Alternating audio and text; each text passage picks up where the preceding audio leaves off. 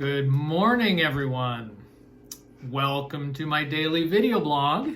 We are on day 7 of the blog, and it's my 51st day of quarantine. It does feel a little bit like today is kind of a momentous occasion, a bit of a milestone to celebrate. One whole week of daily vlogging. I mean, a week ago, I hardly even knew that vlog was a word. And here we are.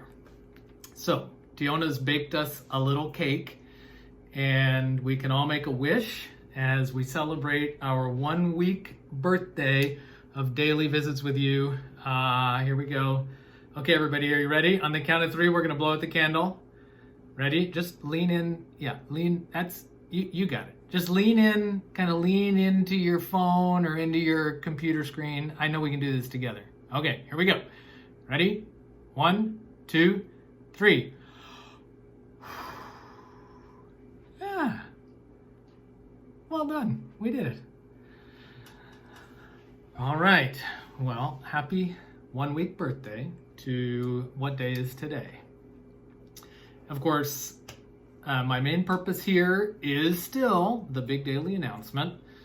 I don't know how you ever managed to get by before you had my vlog to tell you what day it is. And if you're joining us for the first time, you'll see that in addition to our big daily announcement, I also remind you about the Community of Christ Daily Prayer for Peace Country of the Day.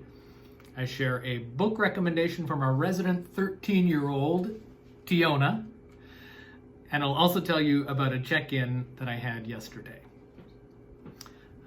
It's great seeing your positive responses to yesterday's vlog, by the way. Thanks for all the comments and encouragement and all of that.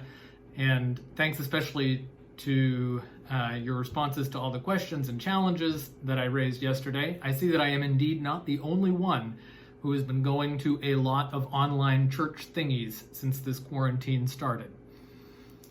Keep working on posting video clips of anything Daily Prayer for Peace that you happen to do, and tag me. And if you do, also tag the hashtag for the Daily Prayer for Peace. And by the way, I noticed yesterday I said use hashtag Daily Prayer for Peace, but I see the Community of Christ social media channels are using just hashtag Prayer for Peace. So if you post something, a video clip of yourself or someone in your family reading the Daily Prayer for Peace or lighting a peace candle, go ahead and share those and use the hashtag Prayer for Peace and give me a tag in it if you can. Today's Daily Prayer for Peace country is San Marino. And Eliza's been humming San Marino Eurovision songs all day. I've been thinking about San Marino a lot lately, mostly because they were hit really hard by COVID-19. When you sort the country list web pages that give all the data about how different countries have been affected by COVID-19, the number of cases and the number of deaths, if you sort those lists by per capita deaths, you realize that San Marino comes way, way up to the very, very top position on those lists. The highest ranking on the kind of list that you don't want to have the highest ranking on. So it's very sad. So remember San Marino today, and remember that there's a world out there. Today, Tiona has a nonfiction book to recommend for you. And the recommendation is actually for a series called Famous Dead Canadians. That's, yes, Famous Dead Canadians. Tiona's got volumes 1 and 2. They were published in 2003 and 2006 by Scholastic Canada. I think it was Nancy Panting from Lethbridge, Alberta, who got Tiona started on Famous Dead Canadians. Tiona has just a quick review today. She says, Famous Dead Canadians are 2 books about Canadian history. These books are really funny and are my favorite nonfiction books. Famous Dead Canadians 2 is probably the best.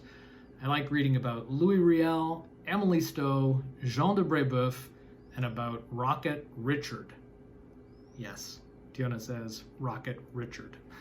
I keep having to tell Tiona how to pronounce Rocket Richard.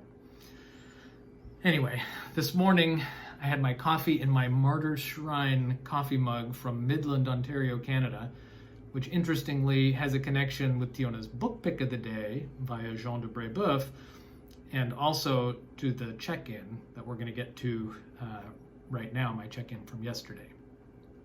So it is time for my daily check-in. Every day I tell you about a visit I've had with a person or people from somewhere I serve in my church work with Community of Christ. Yesterday's check-in was actually pretty emotional for me. Yesterday I was able to connect via Zoom with Carrie Richards. Carrie is the Mission Center president for the Canada East Mission Center. Carrie lives with his wife Shelley in Midland, Ontario, on the shores of the Georgian Bay. He's been serving Community of Christ full-time for a number of years and has long experience with the church in all sorts of roles, going back to the days when he was Metropole president of the old Toronto Metropole. Carrie's story always makes me smile because before coming to work full-time for Community of Christ, he operated a recreational fishing business where people could come and catch trout for fun. And Carrie had a powerful experience calling that led him to get more involved with the church. His story always reminds me of the biblical disciples who were fishing for fish one day and fishing for people the next. Carrie and I were both out of our respective countries when the COVID-19 crisis really started heating up. I managed to make it back from Haiti, and Carrie finally managed to make it back from his vacation in Florida. But with a few days, Carrie was diagnosed first with pneumonia and eventually with COVID-19. Although it's been a couple of weeks now since Carrie's fever went away, it has been a long process of recovery, getting energy back and starting to get back in the routines of life. Like I say, this was an emotional call for me yesterday because for weeks on end, we were praying for Carrie, and we were, as were people all around the world. I went for a long spell with no direct communication with Carrie. During that time, I'm grateful to Shelley for having kept me updated. While Carrie and I have been exchanging messages again, this was the first time we'd really had a regular face-to-face check-in since before he got sick. It was an unbelievable joy to see him.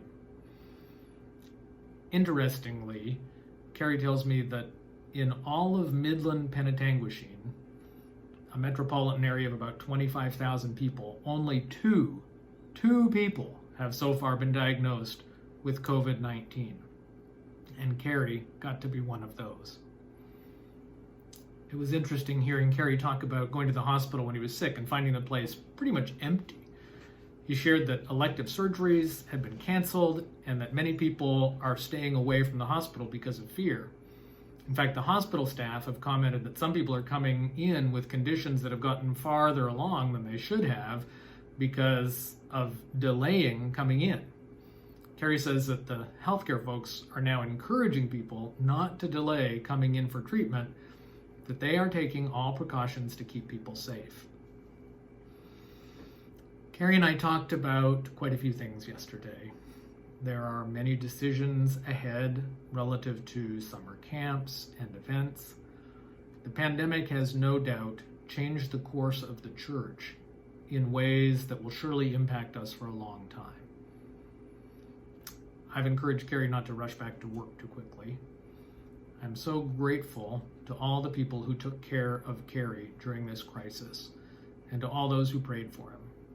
I know that one Sunday I heard people lifting up Carrie in 6 different online activities in 3 different languages.